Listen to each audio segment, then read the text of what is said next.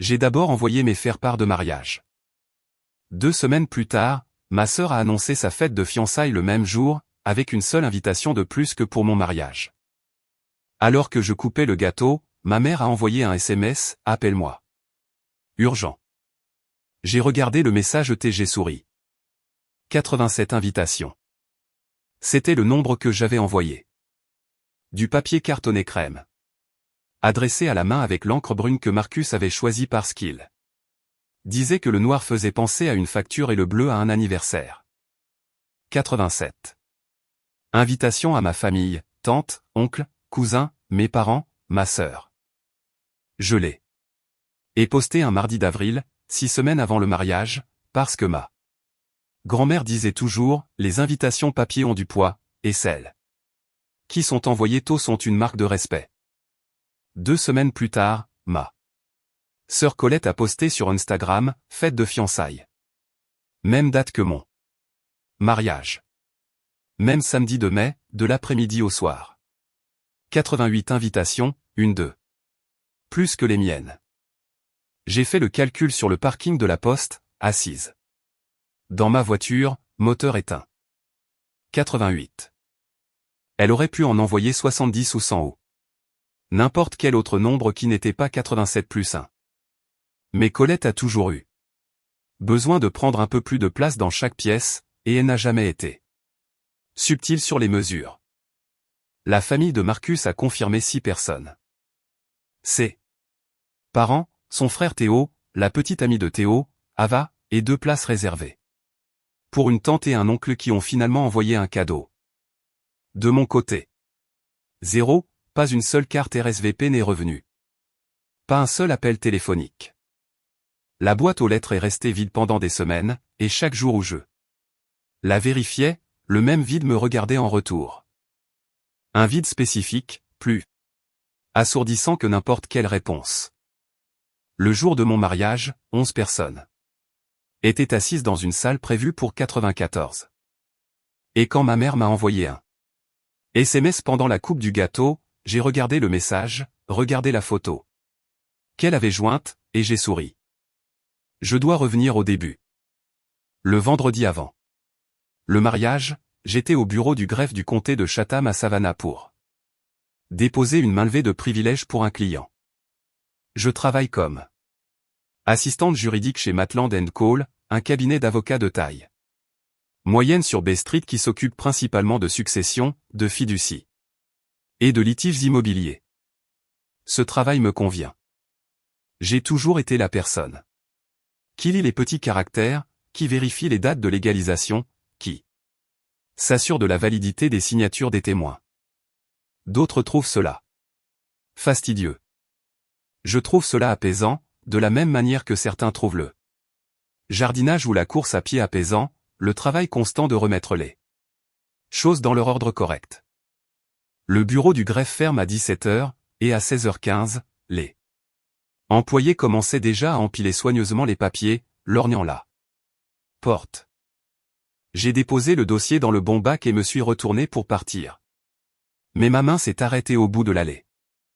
3 rangées plus loin, 2e armoire en partant du sol. C'était le tiroir. 8 mois plus tôt, je l'avais ouvert. En cherchant des registres de propriété pour un litige de délimitation, et à l'intérieur j'avais trouvé un document qui avait réorganisé l'architecture de ma famille sans que personne ne le sache. J'ai continué à marcher. Demain, c'était mon mariage. Le document pouvait attendre. Il attendait déjà depuis 6 ans. Dehors, Savannah offrait son spectacle de fin d'après-midi. Les chênes verts. Drapés de mousse espagnole, la lumière devenant épaisse et dorée sur les bâtiments en briques de Bruton Street. L'air si humide qu'il pressait contre ma peau comme une paume chaude. J'ai roulé vers la maison à travers des rues que j'ai parcouru 1000 fois, passant devant les squares avec leurs monuments, leurs bancs et leurs touristes posant devant la fontaine du parc Forsyth. Et la ville semblait la même que toujours, sauf que tout ce qui concernait demain était inconnu. Et le pourquoi, le fait de ne pas savoir, s'était installé dans les espaces entre mes côtes, comme de l'eau remplissant un verre.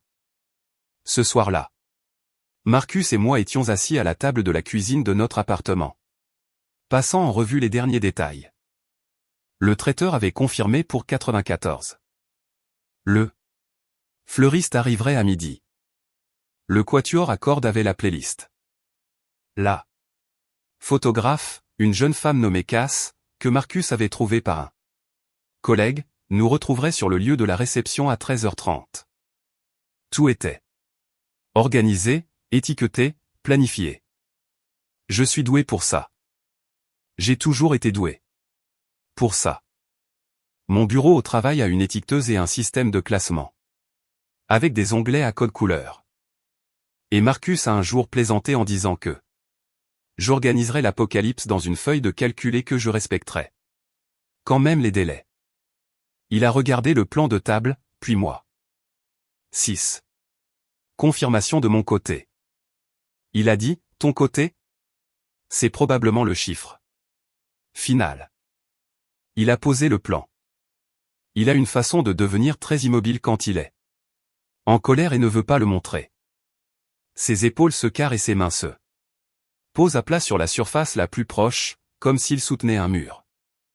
Marcus est ingénieur civil pour le comté, un homme qui construit des murs de soutènement et des systèmes de drainage et connaît la capacité de charge de chaque poutre dans chaque structure qu'il touche. Quand il est en colère, son corps devient aussi une structure.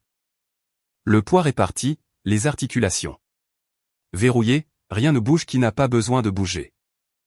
Veux-tu appeler ta mère, a-t-il demandé. Non, Nora. Je ne veux pas l'entendre m'expliquer. Pourquoi elle ne peut pas venir? Je connais déjà le script. Colette a plus besoin d'elle. L'événement de Colette était prévu en premier. J'ai arrêté. Elle dira que c'était prévu en premier même si ce n'est pas le cas, et je devrais choisir entre la corriger et maintenir la paix. Et je suis fatigué de ce choix. Il est resté silencieux un moment. Puis il a tiré sa chaise autour de la table. Jusqu'à ce qu'il soit à côté de moi, pas en face de moi. Si personne ne vient, a-t-il dit, je vais quand même t'épouser devant toutes ces chaises vides, et je pèserai chacun de mes mots plus fort que le silence. J'ai pressé mon front contre son épaule. Il sentait la Sûre et l'Irish Spring parce qu'il avait passé l'après-midi à poncer les planchers de la maison que nous achetions, une maison à rénover à Hartsley Park sur laquelle il avait déjà commencé à travailler. Même si nous n'avions pas encore signé. Marcus construit des choses.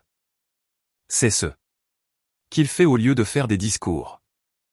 Quand il m'a demandé en mariage, il ne s'est pas agenouillé dans un restaurant. Il a construit un banc dans notre jardin avec du chêne de récupération et a caché la boîte de la bague dans la jointure où le siège rencontrait l'accoudoir. Et il m'a demandé de m'asseoir avec lui et j'ai trouvé la boîte en me penchant en arrière et il a dit, je me suis dit que le banc durerait plus longtemps que n'importe quel discours que je pourrais faire. Je lui ai parlé de la robe. La robe de mariée en organza de soie de 1967 de ma grand-mère était dans une housse à vêtements dans le box de stockage de mes parents depuis 9 ans, depuis le décès de ma grand-mère. J'avais toujours prévu de la porter. La robe était légendaire dans notre famille. Grand-mère l'avait portée pour épouser mon grand-père à Augusta en 1967. Et sur les photos, elle ressemblait à une colonne de lumière, l'organza captant le soleil d'une manière qui la faisait briller. Quand j'étais petite, elle la sortait de la housse et la tenait contre moi en disant, un jour. Il y a 6 semaines, quand je suis allé à Augusta pour la récupérer, la housse avait disparu. Le box de stockage était à moitié vide, comme si quelqu'un l'avait fouillé. Ma mère a dit qu'elle était probablement rangée ailleurs. Elle a dit qu'elle chercherait. Elle n'a jamais rappelé. Alors, j'ai acheté une robe fourreau ivoire dans une boutique de Bruton Street. Simple, épurée. La mienne. Je devrais expliquer pour les invitations, ce qui s'est passé dans les 2 semaines entre mon envoi et l'annonce de Colette. Je les ai envoyés un mardi. Marcus et moi étions fiancés depuis 4 mois. La date du mariage était fixée depuis janvier. Tout le monde dans la famille le savait. J'avais appelé ma mère en décembre, le lendemain de la demande de Marcus, et elle avait dit « Félicitations » d'une voix qui semblait lire sur une carte. J'avais appelé Colette, qui avait dit « Oh, waouh. C'est super ». Et puis elle a passé 40 minutes à parler d'un type qu'elle voyait depuis 3 semaines. Ce n'était pas nouveau. C'était le système d'exploitation de la famille, exécutant le même programme depuis notre enfance. Colette a 3 ans de moins que moi et a été le centre de gravité de la famille depuis le jour de sa naissance. C'était le joli bébé, l'enfant facile, celle dont le sourire poussait les inconnus à arrêter ma mère dans la rue. C'est elle qui a eu le premier rôle dans la pièce de l'école. C'est elle qui a piqué une crise de colère si spectaculaire à ma remise de diplôme du lycée que ma mère a passé toute la réception sur le parking à la calmer. J'ai mangé du gâteau seul à l'intérieur. Mon père lisait la section des sports sur son téléphone. Je ne dis pas que Colette est mauvaise. Je dis qu'on ne lui a jamais demandé de partager une pièce avec les besoins de quelqu'un d'autre et donc elle n'a jamais appris à le faire. Et chaque fois que j'approchais d'avoir mon propre moment, la force gravitationnelle de Colette ramenait l'attention sur elle. Elle ne le faisait pas exprès, ou elle le faisait, ou la distinction entre l'instinct et l'intention s'était effondrée. Il y a si longtemps que cela n'avait plus d'importance. Donc les invitations sont parties, et pendant 2 semaines, les seules réponses venaient de la famille de Marcus et de 2 de mes collègues. Puis la publication Instagram de Colette est apparue. Une photo de sa main gauche, une bague que je ne reconnaissais pas sur un homme que je n'avais jamais rencontré. Une légende, il a demandé. J'ai dit oui. Fête de fiançailles le 17 mai, 15 h. Réservez la date. 17 mai, le jour de mon mariage. Les commentaires étaient pleins de cœur et de félicitations. Ma tante Patricia a écrit « On sera là, ma chérie ». Ma cousine Denise a posté 3 émojis de feu. Ma mère a commenté avec un seul cœur rouge. Je suis resté assise dans ma voiture devant la poste et j'ai parcouru chaque commentaire un par un, comparant les noms à la liste des personnes qui avaient reçu mon invitation. La correspondance était totale. Chaque personne célébrant la fête de fiançailles de Colette était quelqu'un qui avait été invité à mon mariage et n'avait pas répondu. Aucun d'eux n'a mentionné le conflit. Aucun d'eux ne semblait remarquer la date. Ou peut-être l'ont-ils tous remarqué et le choix était aussi simple que ça. J'ai fermé l'application. Je suis rentré chez moi. Je n'ai pas appelé Colette. Je n'ai pas appelé ma mère. Je n'ai pas posté de rappel passif-agressif sur mon propre événement. J'ai noté la date et j'ai continué à planifier mon mariage parce que le mariage n'a jamais été une question de qui se présentait. C'était une question de qui je devenais, et je devenais quelqu'un qui ne suppliait pas. Marcus m'a demandé ce soir-là si j'allais bien. Je lui ai dit la vérité. Je n'étais pas surprise.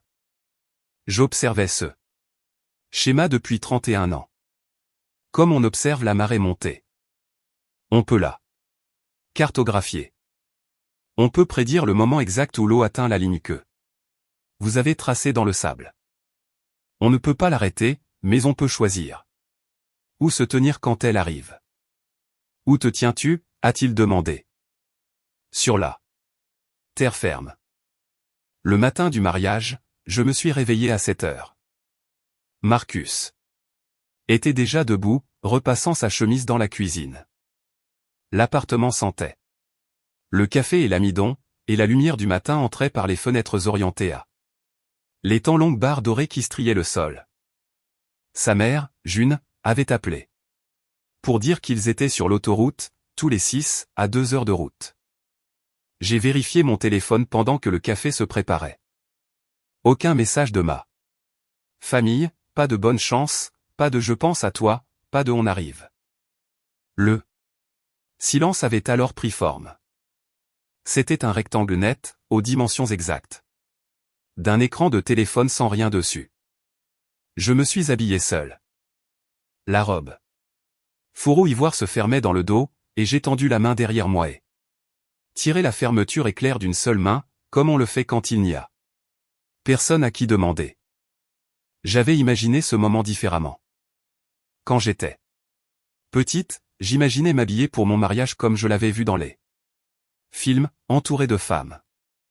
Ma mère derrière moi ajustant le voile, ma sœur tenant le bouquet, tout le monde pleurant, le genre de larmes qui signifie que vous êtes tellement aimé que ça déborde des yeux des gens. Au lieu de ça, la salle de bain était silencieuse, et le seul son était la fermeture éclair qui remontait le long de ma colonne vertébrale et le bourdonnement du climatiseur. Dans la fenêtre. Je me suis maquillé moi-même devant le miroir de la salle de bain. Mascara, un peu de blush, une couleur à lèvres dont Marcus avait dit un jour qu'elle me donnait l'air d'avoir mangé des fraises. Mes mains étaient stables, sauf une fois, à la deuxième couche de mascara, quand mes doigts ont tremblé, et j'ai dû éloigner la brosse de mes cils et attendre. Le tremblement fut bref.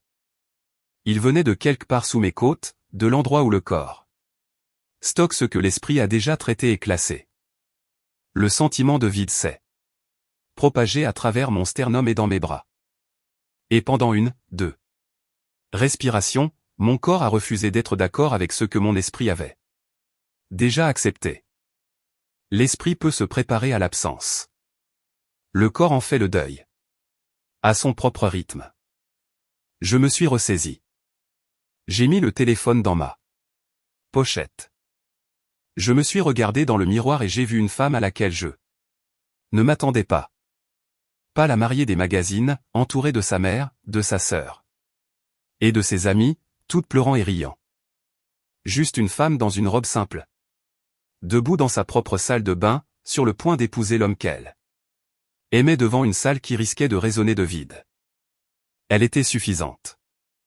J'étais suffisante. J'ai conduit jusqu'au lieu de la réception. Whitfield Gardens se trouve à la périphérie et de Savannah, après la dernière bande de route commerciale et dans une étendue de chênes verts qui coiffe l'autoroute. Si complètement que la lumière devient verte et dorée même à midi. Le domaine a été construit en 1898 par un marchand de coton, abandonné dans les années 1970. Lorsque l'argent de la famille s'est épuisé, et restauré il y a 10 ans par un couple qui l'a transformé en espace événementiel. Des tonnelles de glycine bordent le chemin central. La zone de la cérémonie est une étendue de pelouse. Avec une terrasse en pierre derrière pour les réceptions, et la terrasse surplombe un petit étang où les tortues se prélassent au soleil sur la rive. Par un beau jour, la lumière dans ce jardin donne l'impression que quelqu'un a renversé du miel à travers les arbres. J'ai choisi Whitfield à cause de la glycine. Ma grand-mère avait une tonnelle de glycine dans son jardin à Augusta. Une cascade violette massive dont elle s'occupait chaque année, la taillant en hiver et la regardant exploser en avril. Quand j'étais petite, je m'asseyais dessous pendant qu'elle jardinait, et les fleurs violettes tombaient dans mes cheveux, et elle disait, la glycine est patiente. Il lui faut des années pour fleurir, mais quand elle le fait, elle recouvre tout. Je ne suis pas sûr qu'elle parlait de la plante. Le lieu était préparé pour 94 personnes. Des chaises blanches en 10 rangées de 9 plus 4 au bout. Des fleurs sur chaque marqueur d'allée. Pivoine et gardénia parce que grand-mère cultivait les deux. Et j'ai appris les noms avant d'apprendre l'écriture cursive. Un gâteau à 3 étages sur la terrasse de la réception. Citron avec un glaçage à la crème au beurre. La recette de grand-mère, que j'avais préparée moi-même la veille avec Marcus tenant le batteur pendant que je zestais 6 citrons à la main. Des cartons de placement à 10 tables rondes, chacun calligraphié à la main par moi. Sur 3 soirées, pendant que Marcus regardait le baseball dans l'autre pièce. Et m'apportait périodiquement du thé. Le quatuor à cordes s'échauffait près d'eux. La tonnelle, jouant quelque chose de doux et de circulaire que je n'ai pas reconnu. J'ai traversé les rangées vides. Les chaises étaient éclatantes sous le soleil de l'après-midi, et elles ressemblaient moins à des sièges qu'à une congrégation de petits fantômes blancs, présents et patients, attendant des corps qui n'arriveraient pas. L'air était épais de gardénia et de chaleur, et la douceur s'accrochait à mes poumons d'une manière qui les serrait. Une pièce pleine de fleurs sent différemment quand il n'y a pas assez de personnes vivantes pour absorber le parfum. Ça devient écœurant. Ça devient l'odeur d'un salon funéraire. J'ai assisté à assez de funérailles pour connaître la différence entre les fleurs qui célèbrent et les fleurs qui pleurent un deuil. Et ces fleurs, debout dans leur vase dans un jardin vide, ne pouvaient pas décider lesquelles elles étaient. Mon estomac s'est noué. Une vague de nausée brève et vive, et j'ai appuyé ma main contre l'une des chaises blanches pour me stabiliser. Le cadre métallique était chaud du soleil.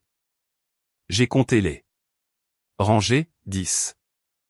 J'ai compté les chaises de la première rangée, 9. J'ai fait la multiplication parce que les chiffres sont ce à quoi je me raccroche quand le monde bascule, et le calcul m'a donné quelque chose de solide à quoi m'agripper. La traiteur, Madame Lindon, s'est approchée de la terrasse. C'était une femme compacte d'une 50aine d'années, avec des yeux bienveillants et le calme diplomatique de quelqu'un qui a géré une centaine d'événements et sait exactement quand l'un d'eux tourne mal. Elle a regardé les chaises vides. Elle m'a regardé. Elle n'a pas posé la question que ses yeux posaient. Modifions-nous le calendrier, a-t-elle dit à la place. Non, cérémonie à 15 heures. Elle a hoché la tête une fois et est retournée à la cuisine. Elle n'a pas posé de questions sur les chaises. J'en étais reconnaissante. Il y a une forme de bonté à ne pas poser une question dont on connaît déjà la réponse, à laisser quelqu'un garder son sang-froid en prétendant qu'il n'a pas besoin d'être gardé. Marcus est arrivé à 14h15 avec sa famille. Sa mère, June, est venue me voir en premier. C'est une femme petite avec des bras forts et des cheveux parsemés d'argent qu'elle porte au naturel, et elle m'a serré dans ses bras comme elle le fait toujours, c'est-à-dire complètement, les deux bras. Pleine pression, assez longtemps pour que ce soit sincère. Elle a tenu une seconde de plus cette fois-ci. La seconde supplémentaire était pour les personnes qui auraient dû me serrer dans leurs bras et qui ne le faisaient pas. Le père de Marcus, Gérald, m'a serré la main et a dit « Tu es magnifique ». Sa voix était stable et pragmatique, comme il dit tout, comme si la beauté n'était pas une opinion, mais une mesure qu'il avait prise et confirmée. Puis il s'est dirigé vers les chaises et s'est assis du côté gauche, mon côté. Il n'a pas demandé quel côté était acquis.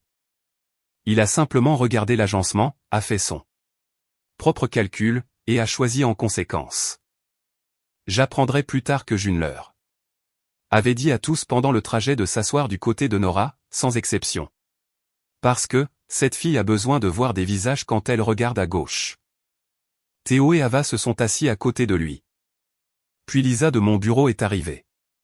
Avec David, un associé senior qui avait travaillé avec moi sur des cas de litige successoral pendant 3 ans. Lisa est le genre de collègue qui se souvient de votre anniversaire et vous apporte un latte quand votre cas tourne mal. Et elle portait un petit cadeau emballé qui a cliqueté quand elle l'a posé sur la table. David portait une cravate qui n'allait pas avec sa chemise, ce qui signifiait qu'il s'était habillé à la hâte, ce qui signifiait qu'il était venu parce qu'il le voulait, pas parce qu'il l'avait prévu. Ce sont les arrivées qui comptent le plus. 11 personnes, 94 couverts, 83 chaises vides captant le soleil. Je me tenais au début de l'allée et regardais les rangées. Le quatuor jouait. L'officiant, un ministre à la retraite nommé Révérend Cole, qui avait marié Gérald et June 35 ans plus tôt, était en position sous la tonnelle. Marcus se tenait à côté de lui dans le costume qu'il avait acheté dans une boutique du centre-ville de Savannah, gris anthracite, avec une chemise blanche et sans cravate, parce qu'il disait que les cravates lui donnaient l'air d'un otage.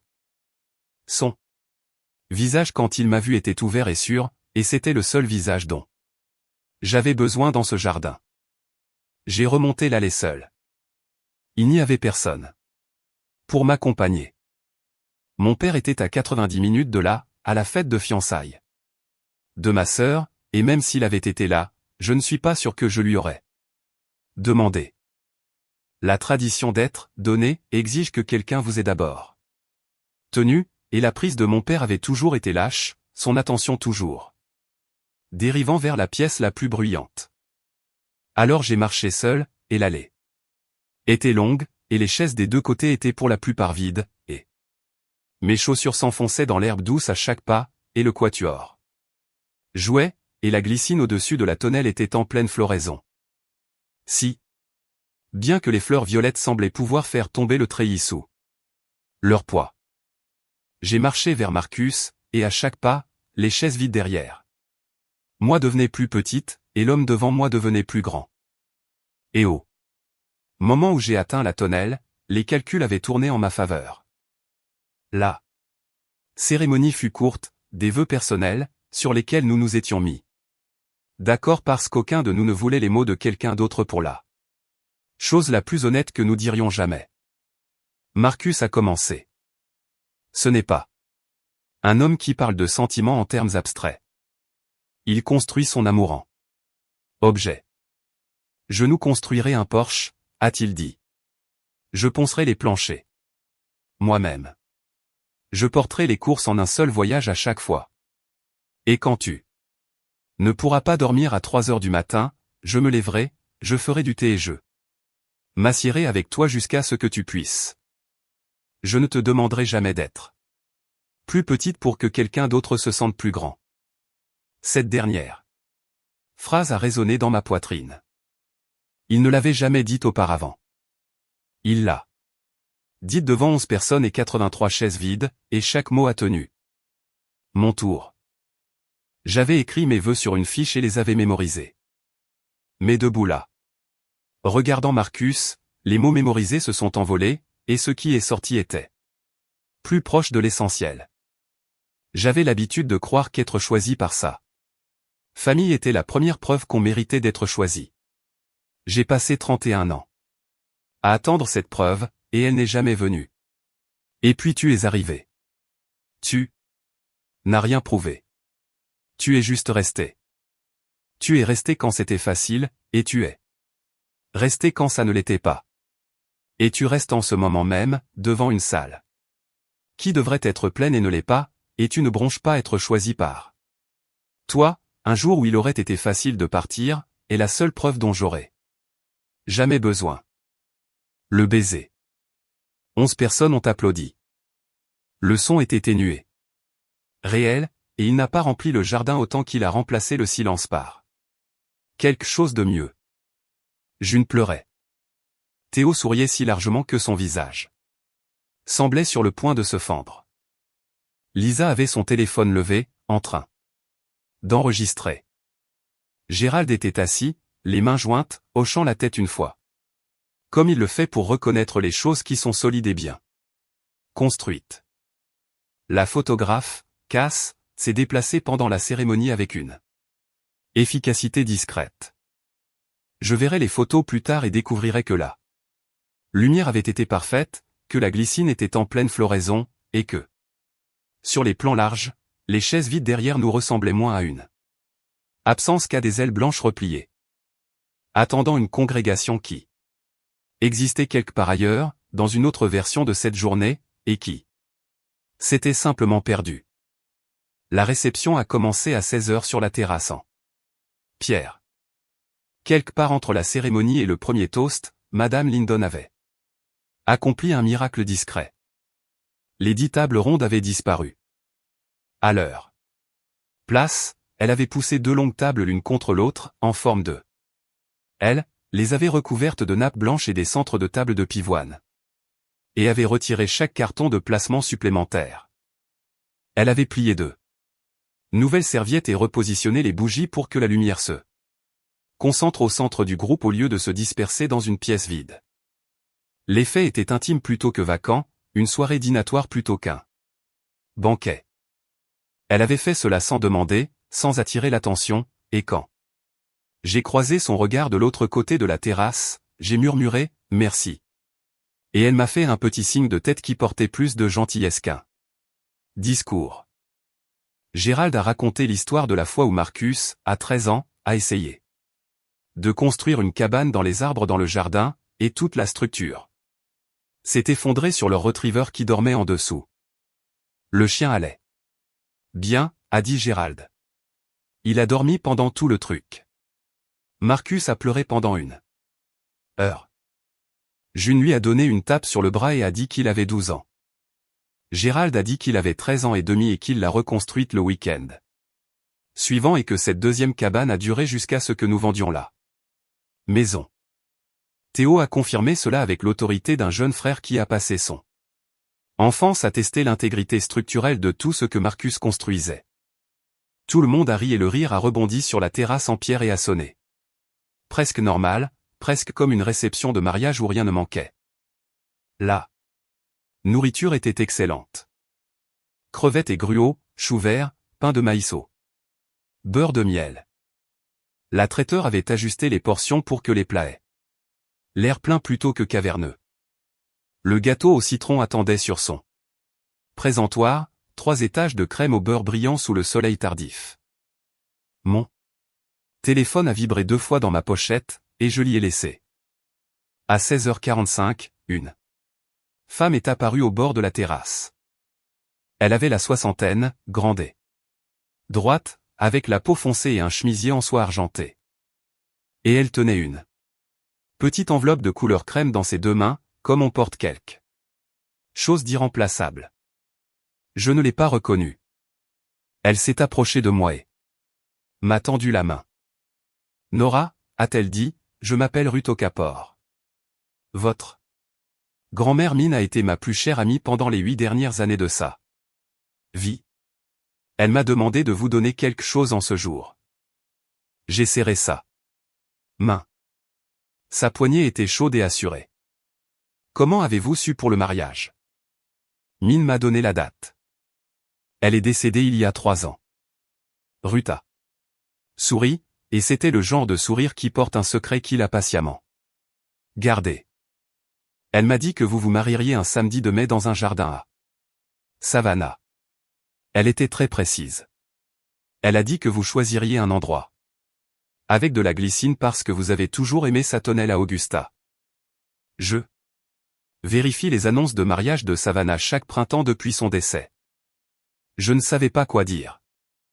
L'idée de ma grand-mère, morte depuis 3 ans, arrangeant encore les choses de l'autre côté de ce qui vient après, était si entièrement dans son caractère que cela m'a serré la gorge. J'ai conduit Ruth à une chaise à notre table, et Marcus lui a versé un verre d'eau, et elle s'est assise comme si elle avait été attendue depuis le début. Après quelques minutes, Ruth a demandé si nous pouvions parler en privé. Nous avons marché jusqu'à un banc de pierre au bord du jardin, où la pelouse rencontrait une ligne de myrtes. De crêpes en pleine floraison rose. Le bruit de la terrasse s'est adouci derrière nous.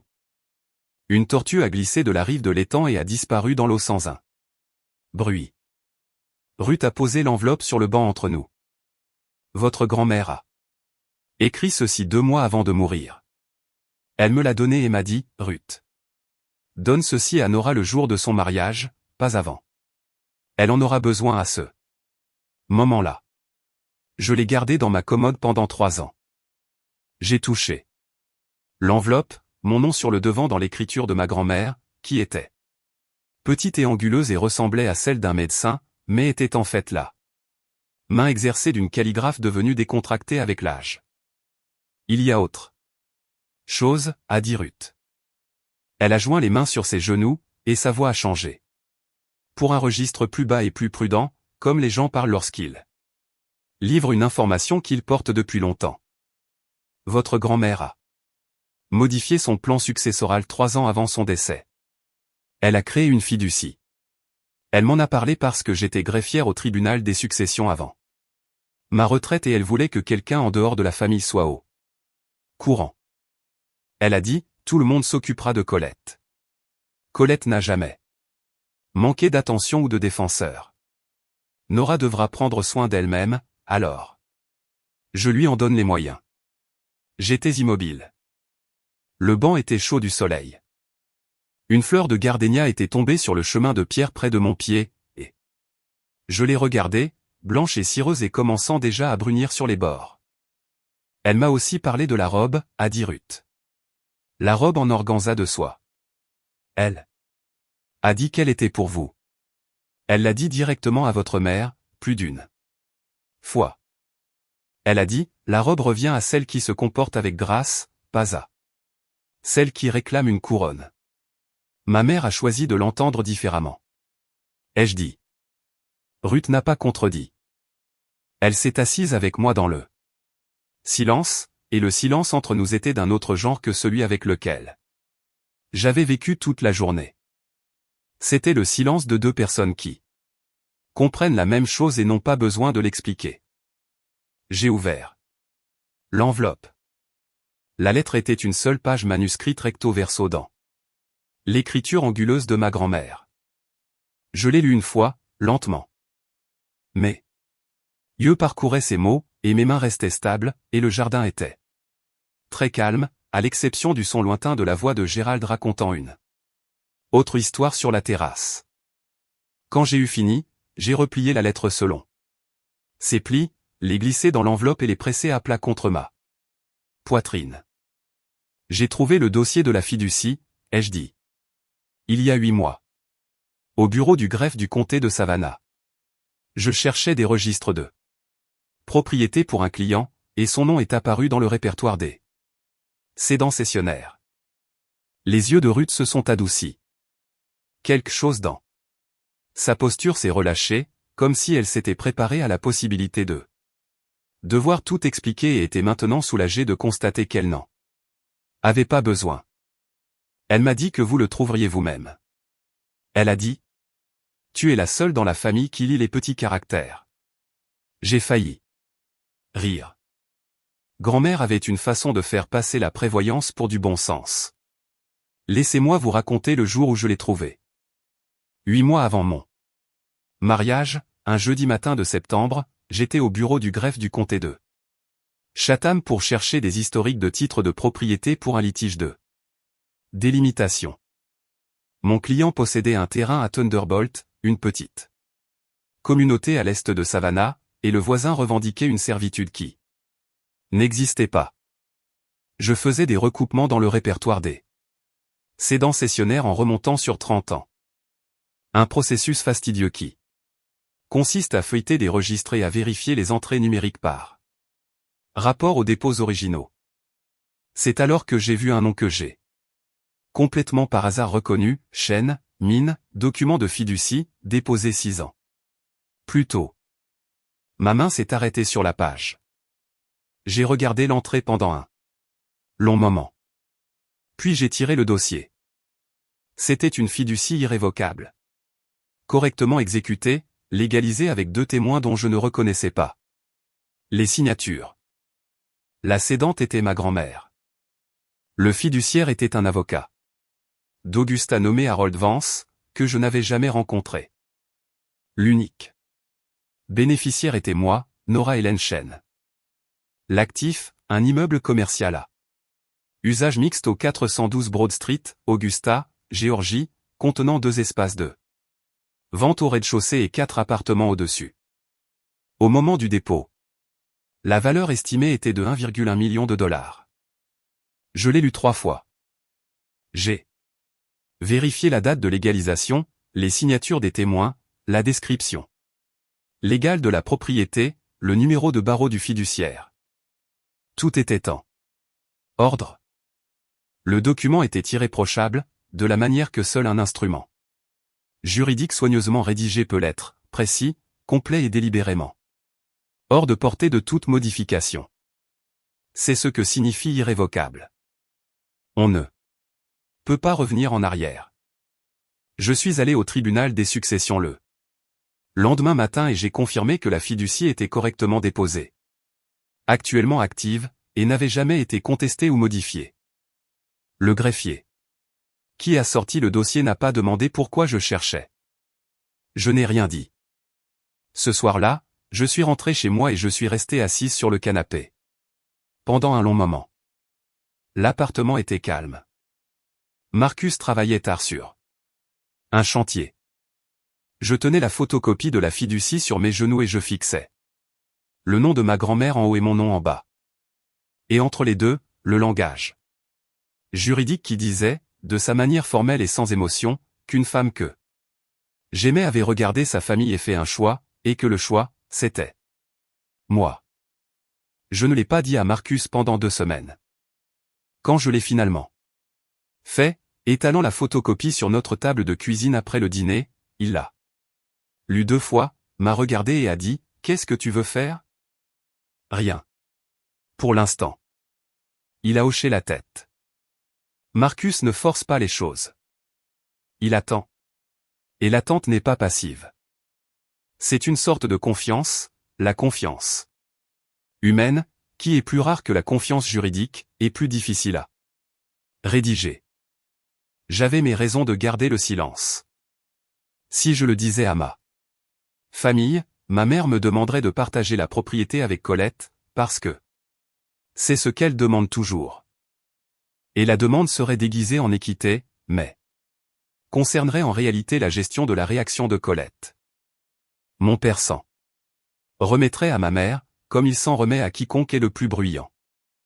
Colette prétendrait que grand-mère était confuse ou que je l'avais manipulée ou que la fiducie était une erreur, ou les trois à la fois, parce que Colette n'a jamais rencontré un récit qu'elle ne pouvait pas réécrire pour se placer au centre. Quelqu'un engagerait un avocat pour contester la fiducie et il perdrait parce que j'avais 25 ans quand elle a été déposée, vivant à Savannah. À 200 miles de l'avocat de ma grand-mère. Je ne l'avais pas demandé. Je n'en savais rien. La loi était claire, et j'ai laissé la loi suffire. Marcus m'avait gardé ma place et avait placé un verre d'eau fraîche à côté de mon assiette. Ruth était assise à côté de June et elles étaient en pleine conversation sur les projets de restauration historique de Savannah, ce qui était le domaine de passion de Ruth et le domaine de curiosité polie de June. Les 2 femmes semblaient être amies depuis des années, se penchant l'une vers l'autre avec la posture facile des femmes qui ont épuisé les banalités et sont arrivées à l'endroit où vit la vraie conversation. Je me suis assise. J'ai pris mon téléphone. 3 appels manqués de ma mère. Un SMS. Appelle-moi. Urgent. Sous le texte, une photo. J'ai tapé pour l'ouvrir. Colette se tenait devant une arche de fleurs.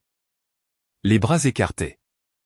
Son sourire, celui qu'elle utilise pour les appareils photo, celui qui montre chaque dent et plisse ses yeux à des angles qu'elle a pratiqué devant des miroirs depuis ses 15 ans. Derrière elle, je pouvais compter au moins 40 personnes. J'ai vu ma tante Patricia dans une robe verte. Mon oncle Ray avec son bras autour de sa femme, mes cousins Denise et Kyle près du bar. Mon père à l'arrière, à moitié tourné, un verre à la main, regardant son téléphone. Et au 2e rang, un groupe de visages que je reconnaissais de l'enfance, des voisins de l'ancienne rue, des femmes du club de lecture de ma mère, un couple de l'église qui connaissait notre famille depuis 20 ans. Tous à la fête de fiançailles de Colette. Chacun de ceux qui ne sont pas venus à mon mariage. Colette portait la robe de grand-mère. La robe en organza de soie de 1967. Celle qui a disparu du box de stockage. Celle que ma mère disait être probablement rangée quelque part. Elle était sur Colette. L'encolure était juste. L'ampleur de la jupe était juste. La façon dont le tissu captait la lumière sur la photo était juste. Mais la coupe était fausse. Colette est plus grande que moi de 3 pouces et plus étroite des hanches. Et je pouvais voir où le tissu était pincé à la taille, maintenu en place par des Épingle qui attrapait le flash de l'appareil photo de quelqu'un.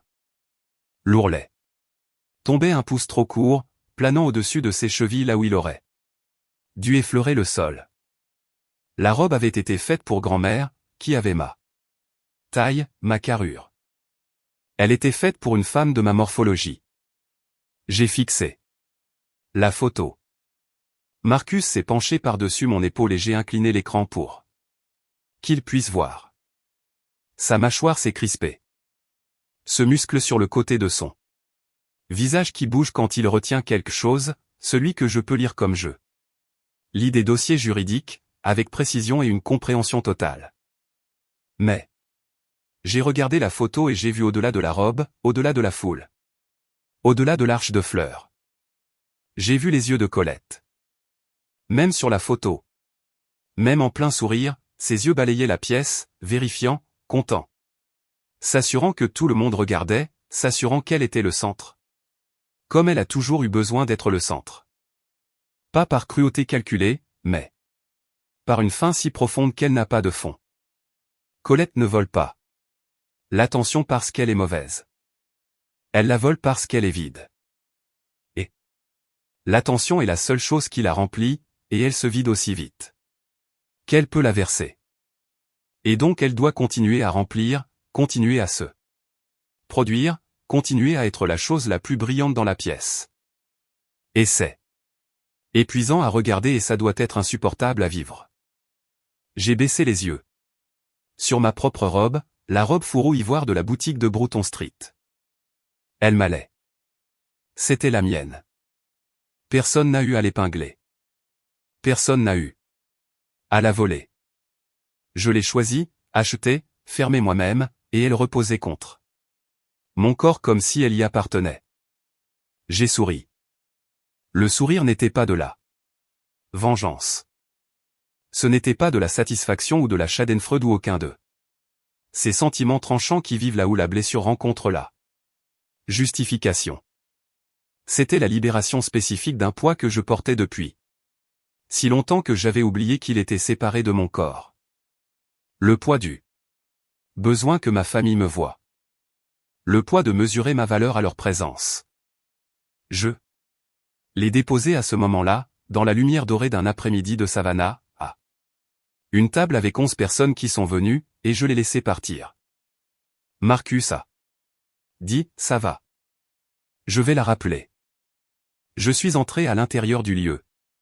Dans une petite pièce près du hall principal qui sentait le vieux bois et le polish au citron. Une fenêtre donnait sur le jardin arrière où les derniers rayons du soleil de l'après-midi rendaient les myrtes de crêpe cuivrées. J'ai fermé la porte. J'ai appelé ma mère. Elle a répondu à la deuxième sonnerie et sa voix était celle qu'elle utilise quand elle a été prise en faute et essaie de devancer la culpabilité. Rapide, un peu essoufflée. Nora, je viens de voir Colette. Elle porte la robe de ta grand-mère. Je ne savais pas qu'elle l'avait. Elle a dû la prendre du box de stockage. Je suis tellement désolé. Je n'avais aucune idée qu'elle ferait ça. Je sais. Tu sais qu'elle l'a prise. Je sais qu'elle la porte. J'ai vu la photo que tu as envoyée. Une pause. Le son d'une fête en arrière-plan.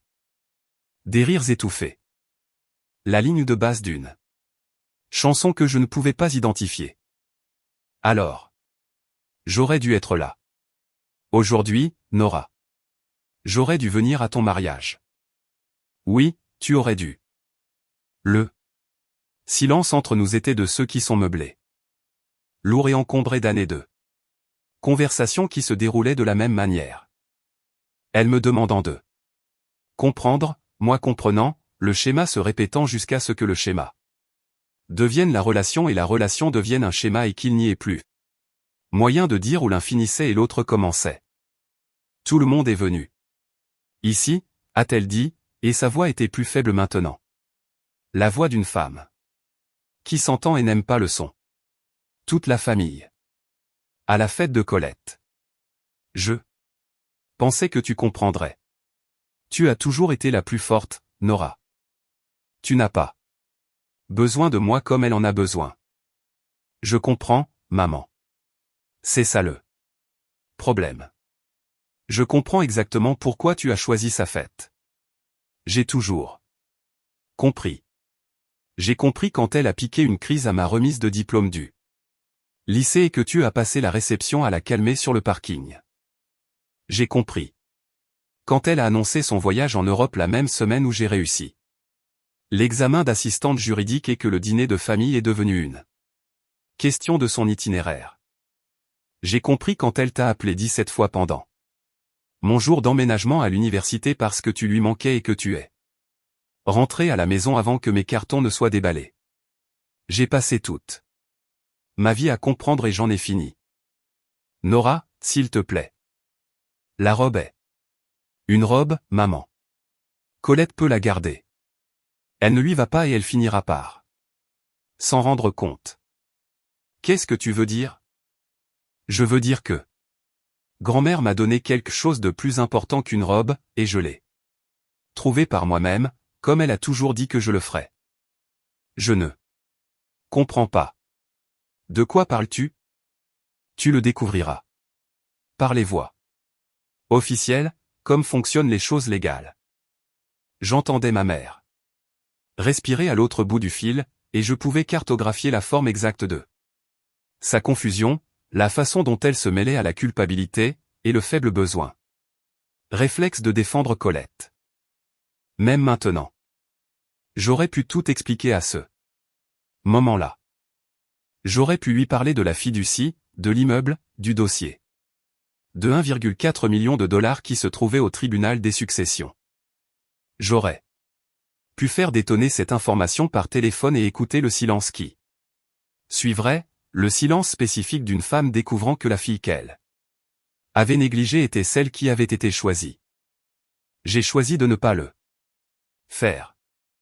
La fiducie ferait surface d'elle-même, par l'intermédiaire de l'avocat de la succession, par le processus juridique que ma grand-mère avait mis en branle. Il y a 6 ans avec la précision calme d'une femme qui aimait ses 2 petites filles et n'en faisait confiance qu'à une seule. Je dois y aller. Ai-je dit. On va couper le gâteau. Nora, attends. Au revoir, maman. J'ai raccroché. Je suis resté dans cette petite pièce pendant 1 minute. Respirant. L'odeur de polish au citron était vive et propre. J'ai posé mes mains à plat sur la vieille table en bois et j'ai senti le grain sous mes paumes, et j'étais pleinement dans mon corps pour la première fois de la journée. Le chagrin était toujours là. Il reposait dans ma poitrine comme une pierre. Lourde, lisse et permanente. Mais à côté, occupant le même espace sans l'encombrer, il y avait autre chose. La connaissance propre et solide que je m'étais tenu dans ma propre autorité et avait dit la vérité sans cruauté, sans supplier, sans jouer la comédie. J'avais dit ce qui était réel, et j'avais laissé cela suffire. Quand je suis revenu sur la terrasse, Marcus m'attendait. Avec un couteau à gâteau. Le gâteau au citron se tenait sur ses 3 étages, la crème au beurre lissée et brillante, quelques brins de lavande fraîche glissés entre les couches. La recette de grand-mère. Je l'avais trouvée dans sa boîte à recette quand j'avais 8 ans, écrite sur une fiche jaunie de son écriture. Anguleuse, gâteau au citron pour quelqu'un qui reste. Le titre n'avait jamais eu de sens auparavant. Debout là, avec du gâteau sur les doigts et mon mari à côté de moi, il en avait un. Marcus et moi avons tenu le couteau ensemble. Et avons coupé la première tranche. 11 personnes ont applaudi. Le son a rebondi. Sur la terrasse en pierre et s'est dispersé dans le jardin où la glycine l'a attrapé et l'a retenu dans ses feuilles. J'ai mangé ma part lentement.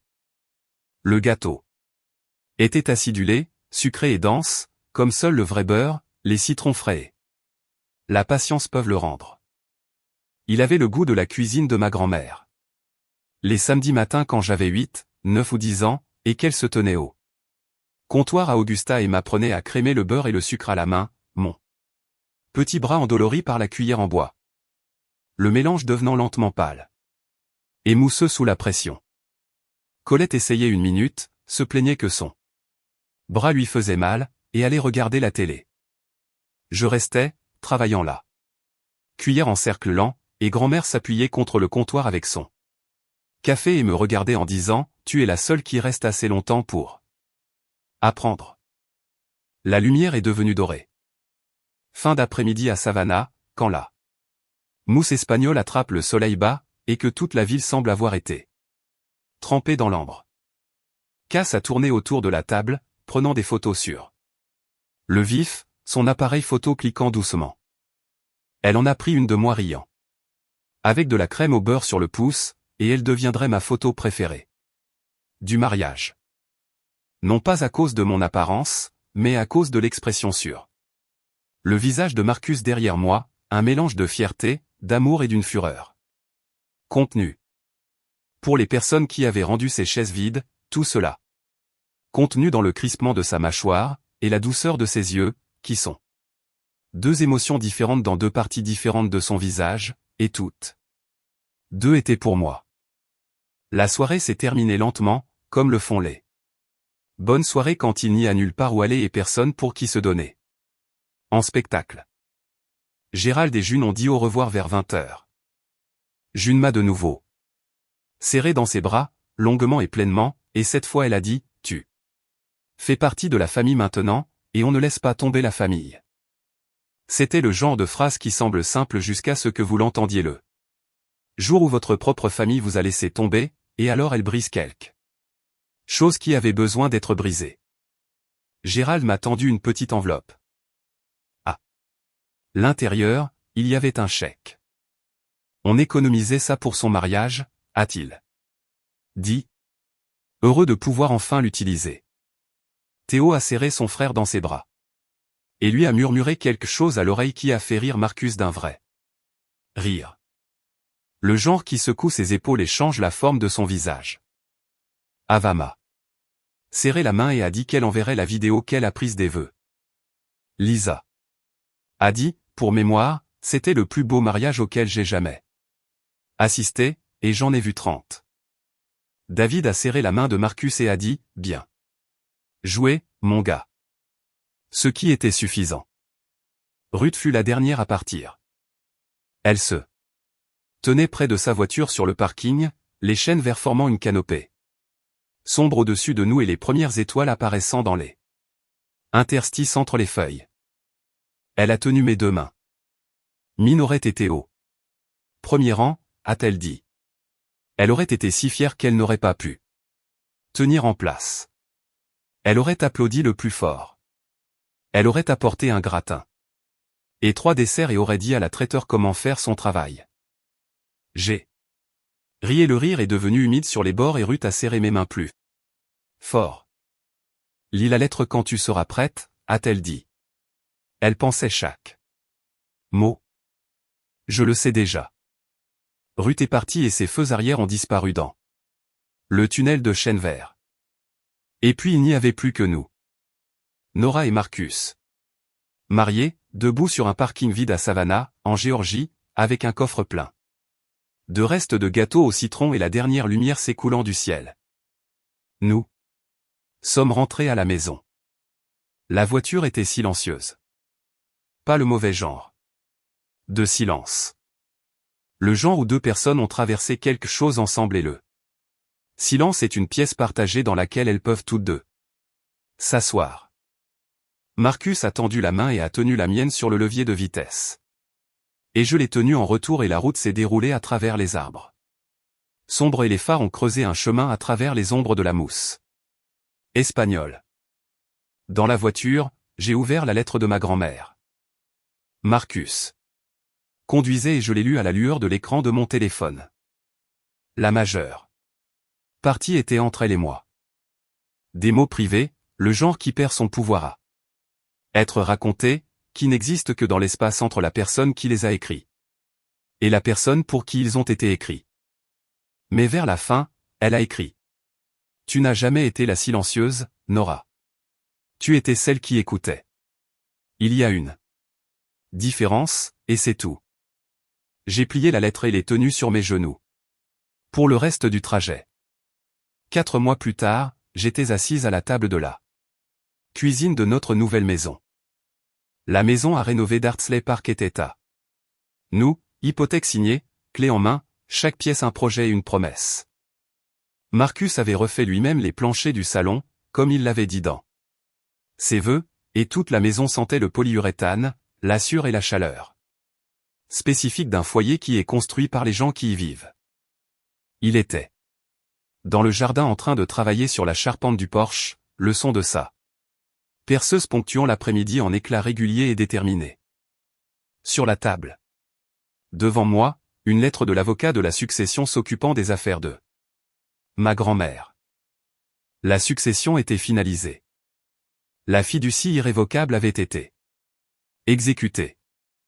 L'immeuble commercial à usage mixte au 412 Broad Street, Augusta, Géorgie, maintenant évalué à 1,4 million de dollars, était officiellement et uniquement à mon nom. J'ai posé la lettre, j'ai versé un verre d'eau et je l'ai bu. Et puis le téléphone a sonné. Colette. Je n'avais pas entendu sa voix depuis avant le mariage. 4 mois de silence que je n'ai ni rompu ni pleuré. J'ai répondu.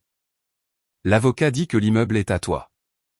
Pas de bonjour, pas de préambule. Sa voix était celle que j'ai toujours le mieux connue. La voix aiguë, étendue de Colette se voyant refuser quelque chose qu'elle était certaine être. À elle.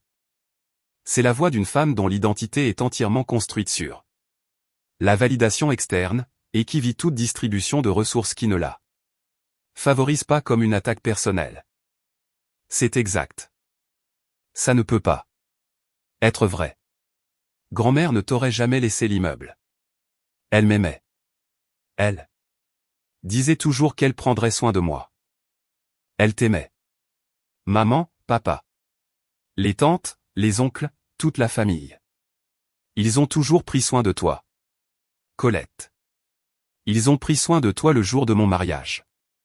Grand-mère m'a laissé l'immeuble parce qu'elle savait que personne d'autre n'allait prendre soin d'eux. Moi. Tu as volé ça. Tu l'as manipulé d'une manière ou d'une autre. J'avais 25 ans quand elle a déposé la fiducie. Je vivais à Savannah. Je n'étais pas allé à Augusta depuis 6 mois. Je ne connaissais pas le nom de son avocat. Je ne savais pas que la fiducie existait jusqu'à ce que je trouve le dossier il y a 8 mois par accident en faisant mon travail. Silence au bout du fil. J'entendais le faible bruit d'une télévision en arrière-plan chez Colette. Le murmure de la vie de quelqu'un d'autre narré par l'écran de quelqu'un d'autre. Maman dit que tu devrais partager. Elle dit que c'est ce que grand-mère aurait voulu. Grand-mère voulait exactement ce qu'elle a écrit, signé et fait légaliser devant 2 témoins. C'est ce qui dit ce qu'une personne voulait dire quand plus personne ne peut le lui demander. Elle a raccroché. J'ai posé le téléphone sur la table et je l'ai regardé. Je ne ressentais pas de triomphe. Je ne ressentais pas la montée de chaleur de la justification que j'avais imaginée dans des moments de faiblesse, allongé éveillé à 3 heures du matin. Pendant que Marcus dormait à côté de moi et que la maison craquait autour de nous. Ce que je ressentais, c'était le poids lourd et propre de la confiance de quelqu'un d'autre en moi, donné librement sans que je le demande, et l'obligation de le porter sans plier. Marcus est entré par la porte de derrière. De la sueur sur les avant-bras, la perceuse toujours à la main. Il a vu mon visage. C'était comment? Elle rappellera. Il rappelle toujours. Il a posé la perceuse sur le comptoir et s'est assis à côté de moi. La cuisine était à moitié peinte, les armoires encore du bois original des années 1940 que nous prévoyions de garder, et la lumière de fin d'après-midi entrait par la fenêtre. Au-dessus de l'évier d'une manière qui faisait briller la pièce. Comme la lumière de Savannah le fait quand elle décide d'être généreuse. Ça va? A-t-il demandé.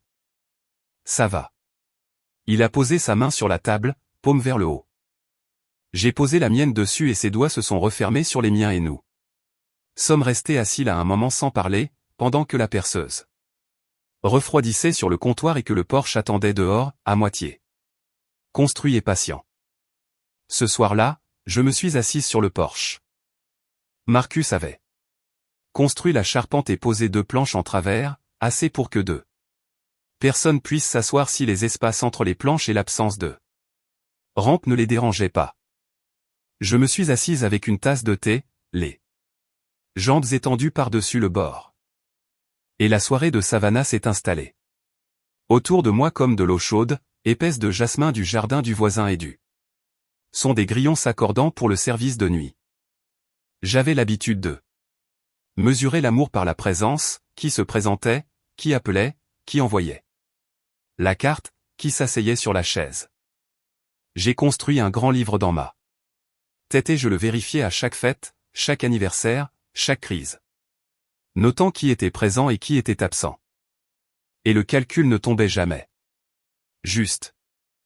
Les crédits étaient toujours insuffisants, les débits toujours croissants. J'ai porté ce grand livre pendant des années, ajoutant des entrées, faisant des recoupements, convaincu que si je pouvais juste obtenir les bons chiffres, je pourrais prouver quelque chose d'essentiel sur ma valeur. Ce grand livre est fermé maintenant. Je ne veux pas dire que c'est pardonné. Je veux dire que j'ai arrêté de le tenir. Les colonnes sont toujours là. Les entrées toujours lisibles, mais je ne fais plus les totaux. Le calcul n'allait jamais tomber. Juste parce que le calcul n'a jamais été le but. Le but, c'était que je comptais. Tout court, et compter est ce que l'on fait quand on ne croit pas que la valeur. Elle a 100 preuves. Grand-mère m'a laissé un immeuble. Elle m'a aussi laissé une lettre. Elle m'a aussi laissé une recette de gâteau au citron intitulée « Pour quelqu'un qui reste ». Ces choses n'ont pas la même valeur marchande, mais elles sont égales dans ce qu'elles disent, à savoir « Je t'ai vu ». Je t'ai vu quand tu es resté dans la cuisine pendant que ta sœur regardait la télé. Je t'ai vu quand tu as lu chaque page de chaque document pendant que tout le monde survolait. Je t'ai vu quand l'attention de la famille était toujours sur quelqu'un d'autre. Et je t'ai choisi non pas parce que tu étais meilleure, mais parce que tu étais celle qui porterait le poids sans se briser et sans demander d'applaudissements. Colette gardera la robe. Elle la portera ailleurs, à un autre événement où les caméras sont braquées et le public est nombreux, et elle continuera à ne pas lui aller et elle continuera à l'épingler et finalement elle la mettra dans un placard et l'oubliera. La robe a été faite pour une femme de 1,68 mètres avec des hanches larges et des mains stables. Et Colette n'est rien d'eux. Tout cela et ce n'est pas sa faute. Elle a été faite pour des vêtements différents. J'espère qu'elle les trouvera. Ma mère rappellera. Elle me demandera de partager l'immeuble. Elle utilisera des mots comme « famille » et « équité » et « ce que grand-mère aurait voulu ». Et je lui dirai que ce que grand-mère voulait est écrit dans un document légal déposé au bureau du greffe du comté de Chatham. Et si elle veut le lire, elle peut conduire jusqu'à Savannah. Je ne crierai pas. Je ne m'expliquerai pas pour la 100e fois. Je dirai ce qui est vrai et je la laisserai s'asseoir avec ça. Si elle ne peut pas s'asseoir avec, c'est sa chaise, pas la mienne. Je ne les couperai pas de ma vie. Je ne ferai pas de déclaration publique de rupture ou ne posterai pas une longue déclaration sur les réseaux sociaux ou n'enverrai pas une lettre détaillant leurs échecs. Ce genre de performance appartient à un autre membre de la famille. Ce que je ferai, c'est arrêter d'arriver à leur table les mains ouvertes, demandant à être remplies. Je viendrai les mains déjà pleines, ou je ne viendrai pas du tout, et la différence parlera d'elle-même. 11 personnes. C'était le nombre à mon mariage. Marcus, ses parents, son frère Ava, Ruth. Lisa, David, casse derrière son appareil photo, l'officiant, et moi. Je porte ce nombre comme une petite pierre brillante dans ma poche, lisse à force d'être tournée et retournée dans mes doigts. Certains diraient que c'est peu. Certains diraient que c'est triste. J'appelle ça la vérité. 11 personnes sont venues. Parce qu'elles ont choisi de le faire, non pas parce qu'elles le devaient, non. Pas parce que la culpabilité ou l'obligation ou la peur des commérages les ont traînées jusqu'à une chaise. Elles sont venues parce qu'elles voulaient me voir épouser l'homme que j'aime. Et elles ont applaudi quand nous nous sommes embrassés, et le son était ténu et réel, et c'était plus que suffisant. Marcus est sorti et s'est assis à côté de moi sur les 2 planches. Il n'a pas demandé à quoi je pensais. Il a apporté sa propre tasse de thé et l'a posée sur la charpente du porche et s'est penché en arrière, et le porche à moitié construit a grincé sous notre poids combiné. Il a tenu bon.